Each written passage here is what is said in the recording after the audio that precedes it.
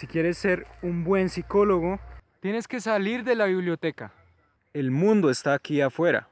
Sí, los libros son muy importantes, pero ¿de qué sirve limitarse a ellos?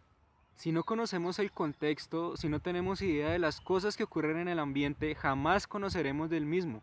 Por tanto, nunca podríamos entender la conducta o el comportamiento. Por esto es que la observación es algo muy importante.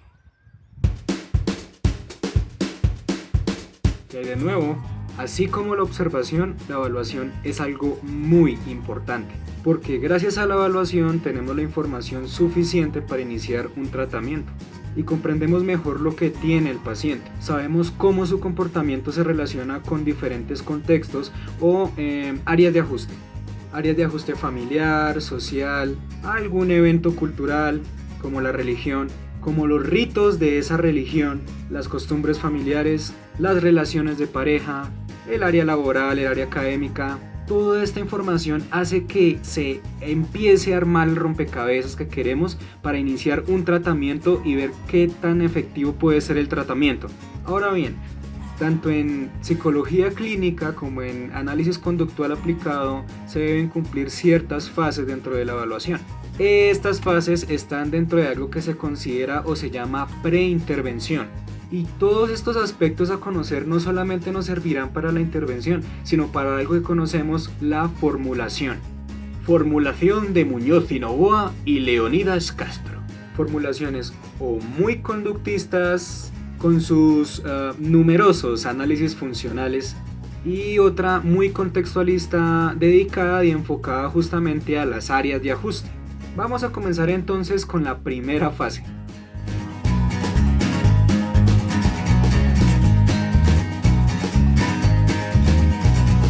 Como consideración previa del psicólogo, se debe tener en cuenta la importancia de la documentación, el consentimiento informado y toda la documentación posible que la IPS o la entidad nos entregue para poder empezar a realizar un proceso de evaluación y también un proceso de intervención.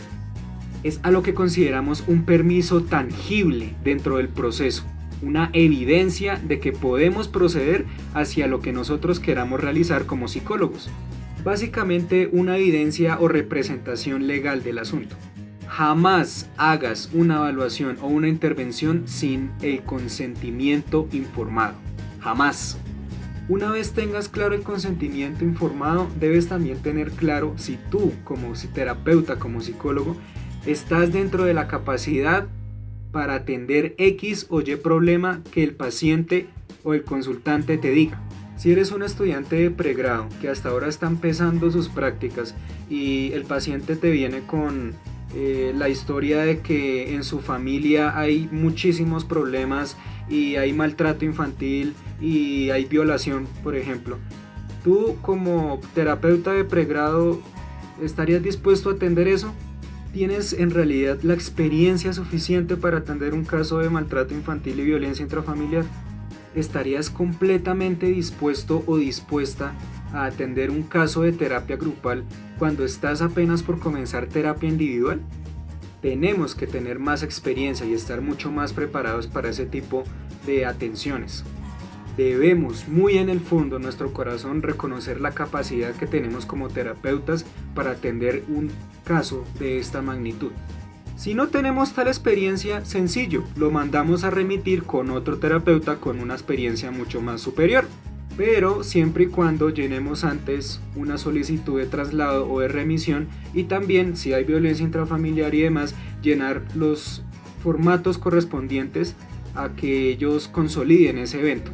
También es muy importante tener en cuenta el aspecto de las condiciones médicas, porque pueden existir problemas psicológicos que se correlacionan con eventos biológicos del paciente, con posibles alteraciones biológicas. Y lastimosamente la mayoría de los psicólogos no podemos abordar el tema de la biología tan profundo como lo haría un médico o un psiquiatra. Pero todo esto no quiere decir que no trabajemos con ellos. Sí trabajamos con ellos, podemos hacerlo interdisciplinariamente. El psiquiatra podría regular los efectos biológicos y el psicólogo clínico podría intervenir dentro de los contextos o las áreas de ajuste. También identificar los efectos del fármaco que el paciente está consumiendo y entender cómo es que este fármaco está afectando la conducta del paciente. También se puede observar interdisciplinariamente si hay alguna estructura afectada dentro del cerebro, un accidente cerebrovascular, un posible trauma craneoencefálico, algún tumor por allá escondido en alguna de las áreas del cerebro. Todas estas cosas infortunadas afectan la conducta y hace que la intervención sea algo mucho más desafiante para el psicólogo. También la evaluación en caso de que el paciente, por ejemplo, no hable mucho de su vida debido a estos efectos biológicos. Y todo esto que les he dicho serían los datos relevantes de la evaluación. Vamos con la segunda fase.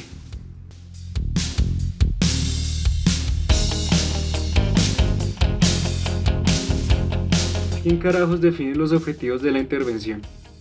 No deben obedecer a los intereses del psicólogo, sino a todos y cada uno de los posibles beneficios del paciente. Siempre se favorece al paciente. Eso sí, con consideraciones éticas profesionales, ¿no? El único interés que debe tener el terapeuta son los cumplimientos de los objetivos que él mismo colocó dentro de la formulación. El cumplimiento de las asistencias del paciente y sobre todo que el paciente tenga una mejoría significativa.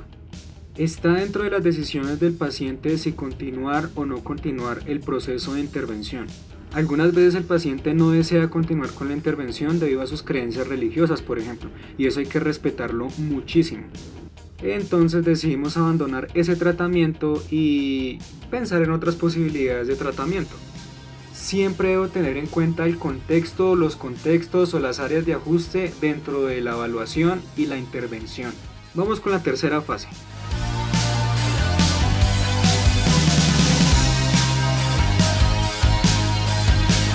Uno como psicólogo clínico debe enfocarse en aquellos comportamientos o conductas que son clínicamente relevantes o también considerados socialmente no aceptables.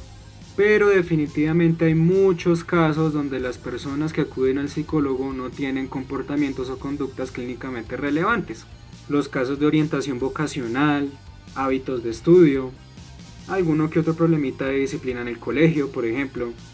Uno siempre debe estar al servicio del motivo de consulta, sin importar qué problema sea. Pero cuando se trata ya de conductas clínicamente relevantes o conductas blanco, debemos definir esas conductas y hacerlas el objeto de nuestra intervención.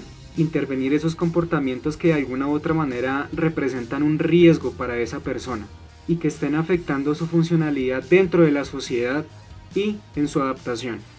A esto me refiero cuando una persona por X o Y razón se comporta de tal manera y es rechazado socialmente por las personas. No obstante, también es importante saber si este rechazo se debe a una posible violencia entre su contexto social, que le haga un daño enorme a los demás, tanto físico como psicológico. Y no solamente a los demás, sino también al paciente mismo, como por ejemplo el típico caso de las autolesiones, envenenamiento, consumo de alcohol etílico, intentos de suicidio, prácticas sexuales indebidas y consumo de objetos no comestibles. Ahora bien, ¿qué conductas podrían afectar el funcionamiento adaptativo? Por ejemplo, una persona que trabaja sin parar día tras día, noche tras noche, así, que trabaja y deja a la familia, deja a los amigos atrás. Un peque diagnosticado con TDAH que es para los profesores insoportable en el colegio.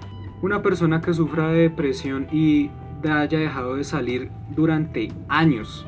Una persona diagnosticada con trastorno obsesivo compulsivo que cada vez que abandona su casa para salir al trabajo tiene que cerrar 200.000 veces la puerta y se demora como 3 horas, llega tarde al trabajo. Eso no es funcionalmente sociable. ¿Qué conductas blanco generan rechazo por parte de los demás?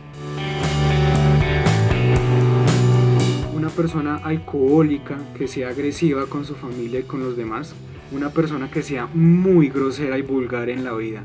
Un chico que dentro de su clase sea considerado recontra fastidioso, mamón y cansón y que no deje trabajar todos los días.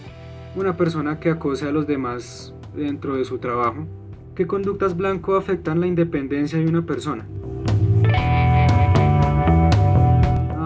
Una persona que sea drogadicta y que esto la lleve a deteriorarse físicamente y además de esto a que no se bañe, no se vista, Las conductas blanco sirven para identificar el problema real que existe para tratarlo. Siempre debemos ser objetivos en cada paso que damos, tanto en la evaluación como en la intervención.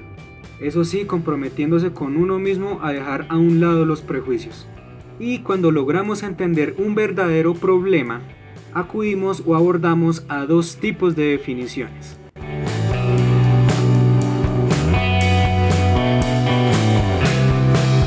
La definición funcional y la definición topográfica. ¿Cuándo uso la definición topográfica? Cuando voy a desarrollar un nuevo comportamiento en el paciente. Si el estudiante no participa y yo quiero que participe, quiero que sea más activo en clase, tengo que definir la topografía del comportamiento. Que levante las manos, que pregunte, que opine, que argumente, que lea, que gane muchos puntos por su participación en clase, que se gane la confianza de los profesores, que se gane la confianza de todos en el salón y crean que es el más pilo de todos. Es ajustar un nuevo comportamiento en beneficio del paciente. ¿Cuándo uso la definición funcional? Cuando yo describo las ocasiones o las contingencias. Cuando describo pasito por pasito lo que pasa en el contexto. Describir exactamente esas contingencias en que opera la conducta y saber qué es lo que mantiene ese comportamiento o esa conducta blanco. El niño busca a la mamá para que la mamá le amarre los zapatos. El niño llora, se desespera, se revuelca en el piso, hace pataleta, escupe a su madre y contingente a esto o en consecuencia, la mamá le amarra los zapatos. Esto quiere decir que cada vez que el niño quiere amarrarse los zapatos o quiere recibir atención, tiene que comportarse así.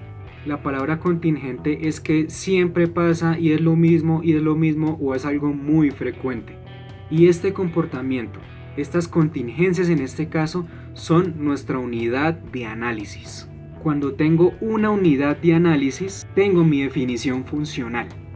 Toda definición debe ser clara, objetiva, referente a toda clase de eventos observables y ante todo debe ser precisa. De lo contrario, el exceso de subjetividad no nos serviría para nada. Estas tres fases que hemos visto, como ya lo he dicho antes, se consideran las fases de preintervención. Nos quedan dos fases: monitoreo de cambio conductual y seguimiento de cambio conductual, o lo que se conoce como la postintervención. Como siempre, cada vez que finalizo un video o un tema, siempre hay una serie de ejercicios. Rebeca se los va a asignar a continuación. Nos veremos en el siguiente video, en la siguiente clase, en este mismo canal del mágico universo del Romántico Gris. Muchísimas gracias a todos por verme, por entender el tema, por interesarse en el tema, y nos hablamos luego. Chao, chao, que estén muy bien.